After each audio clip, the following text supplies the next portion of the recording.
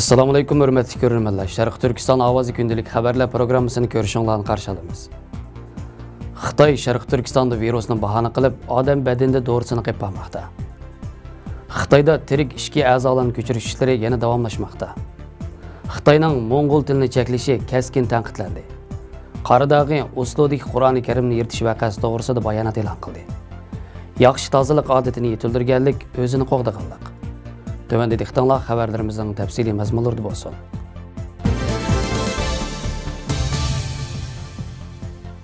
Xitoy hökuməti Şərq Türkistonni Xitoy virusi bilan yuqumlanish eng og'ir rayon deb e'lon qilib, hozirgacha qattiq boshqarish, bostirish tadbirlarini, cheklimlarni qo'llanib kelmoqda. Vaziyatdan to'liq xabardor kishining bildirishicha, tutib turish lagerlaridagi ayol mahbuslar har hafta cho'qim kiyimlarini selib etib, bevosita badallariga dezinfeksiya suyuqlik purkish kerakligi. Uyda karantin qilingan aholilarning eshiklari qo'llanib, sirtqa chiqolmaydiganligini.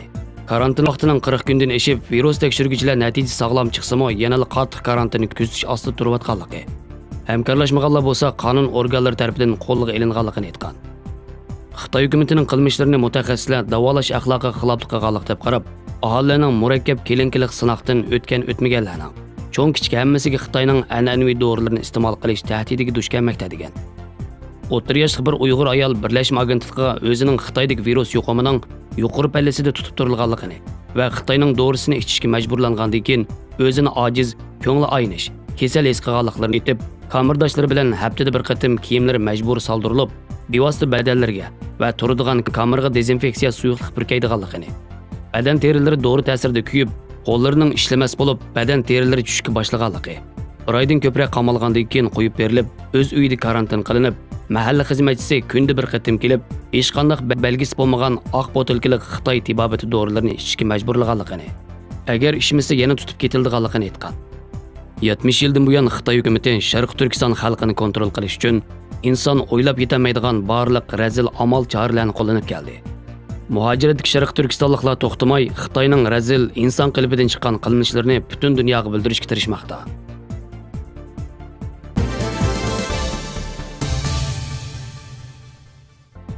Yaqında Xitoy siyosiy va qonun ishlari komitetining Falun Gong murtlari qaratgan atalmish tozalash harakati orqa ko'rinishida Xitoy davlatlik sahiya komiteti odam organ ko'chirish texnikasini kelinkilab qo'llanishni boshqarish nizomini e'lon qildi.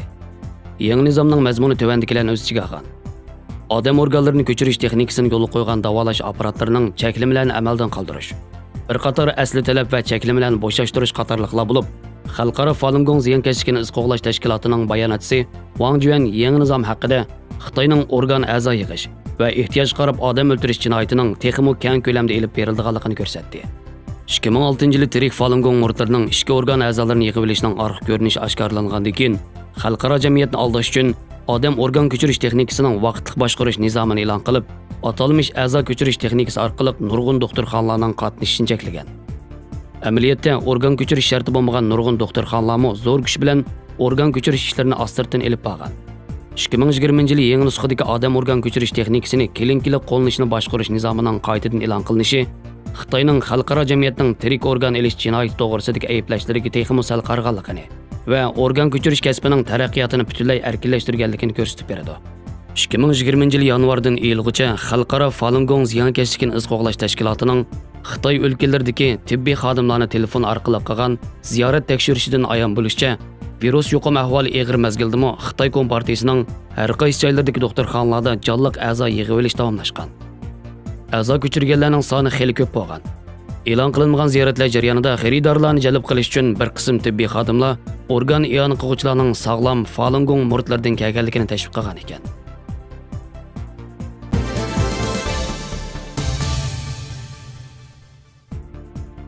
Xitoy hukumatining 2020-yil sentabr oyidan boshlab ishga Mo'ng'ul boshlang'ich va o'rta maktablarda til adabiyot, siyosat va tarix darslarida Mo'ng'ul tilini butunlay bekor qilib, Xitoycha tilda o'tish qarori Mo'ng'ul xalqi va chet ellardagi Mo'ng'ul jamoatining keskin tanqidiga duch keldi.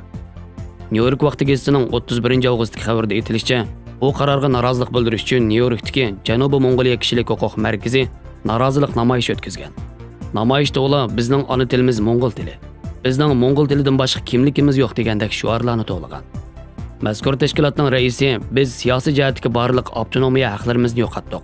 Hamda bizning tildan boshqa nimamiz qoldi degan. Xitoy hukumatı buningdan ilgari Sharq Turkistondagi barliq yasli, boshlang'ich, o'rta maktab va universitetlarda Uyg'ur tilidagi darslarni amaldan qoldirib, Xitoycha darslarni saplagan edi. Ammo Xitoy hukumatı hozirgacha biz qo'sh tillik o'qitishni ijro qilyapmiz deb kelayotgan bo'lib, Uyg'ur o'quvchilarga Xitoyning qadimki zamondagi ko'ngilsiz dasturlarini yodlash, ko'ngilsiz va qadimiy Xitoy uslubida kiyinishni qo'llangan. Shu sababdan Xitoy hukumatining oshkor holda Uyg'ur tilini chekilishidan boshqa narsa emas deb tanqidlangan edi. Amdilikda bu holning Mo'ng'ul xalqiga yetib kelganligi Xitoy hukumatining bu tadbirlarining mohiyatini texmi oshkorladi.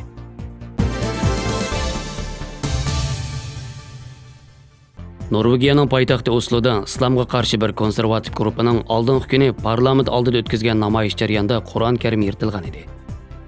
Dunyo musulmon ulamolar birligi bosh kotibi Ali Muhiddin Qaridog'i Norvegiyaning poytaxti Osloda islomga qarshi bir konservativ guruhining Qur'oni Karimni yirtishini ayblab, terrorga rag'batlantirish va muqaddas omillarni kamsitish deb baho berdi. Qaridog'i Facebook'dagi adresida yozma bayonot e'lon qilib, Qur'oni Karimning oshqon bir norvegiyalik tarafidan yirtilishi va xorlanishi Qur'oni Karimning bir inson mahsuli emasligining paketidir. Agar kuchini insonlardan olgan bir kitob bo'lgan bo'lsa edi, yo'qolgan bo'lardi. Biroq u insonlarning parvardigori bo'lgan Allohdan kelgandir deganlarni qayd qilib, Qur'oni Karimga qilingan ahmoqlikning muqaddas kitobga emas, uni sodir qiluvchiga ziyon yetkazadiganligini ta'kidlab, mazkur voqeaga berilgan tunji javobning Qur'oni Karimning ko'rsatmasiga asosan islomiy kollektiv fikr birligi o'rnatish ekanligiga ishorat qilib, Norvegiya doiralaridan voqeaning javobgarini terrorlik kuch kiritish va muqaddaslarni kamsitish bilan ayblab, javobgarlik tortishni talab qilib, musulmonlarni islom ta'limotlariga texmi ko'p rioya qilishga chaqirdi va oshqullik bilan javob qaytarmaslik to'g'risida ogohlantirdi.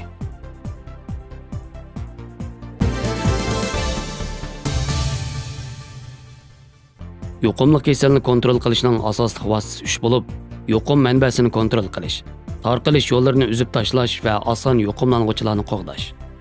Har birimizning yuqumli kasaldan mudofaalanishga eng yaxshi usulimiz yaxshi shaxsiy tozalik odati yetildirish. Bir tarafdan o'zimizni yaxshi qo'g'dab, tarqalish yo'llarini uzib tashlash. Yana bir tarafdan o'zining immunit kuchini oshirib, oson yuqumlanuvchi bo'lmaslik.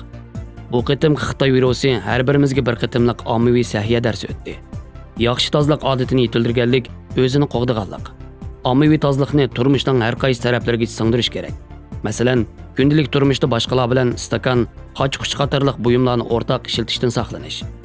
Yemaklik tozaligi bexatarligiga ahamiyat berib, karantindan o'tgan qush go'shti mahsulotlarini tanlab sotib olish. Xom yemaklik bilan pishiq yemaklikni to'g'raydigan pichoq va ambalni ayirish. Xom yemaklik va pishiq yemaklik qachisini ayirish. Qo'l zaxmlangan holatda go'sht bir taraf qilganda alay kevilish tavsiya qilinadi. Tuxum, o'rdak tuxumi qatorliq qush tuxumlari va qush go'shtlarini pishiqlab pishirganda cho'qim yaxshi pishirish. Xom, chala pishgan qush tuxumi turdagi yemakliklarni yemaslik kerak. Sirtdan olgan har qanday narsalarni dezinfeksiya qilish kerak. Biz virusning odam bilan odam o'ttirisida tarqalishining oldini olgandan boshqa, odam bilan narsa o'ttirisida tarqalishidan hushyor bo'lishimiz kerak. Har bir odam o'z sog'lomligidagi birinchi mas'ul kishi bo'lish sifati bilan ovchi tomoqni oz yeyish, oz yig'ilish, oz tegishish, doim qo'lni yuvish, havo almashtirish, cheniqish, baldur bayqash, baldur ayirish, baldur davolashga ahamiyat berishimiz kerak. Xabarlarimizga ko'rganingizga rahmat. Ko'rishguncha omon bo'linglar. Xayr xo'sh. Allohga omonat.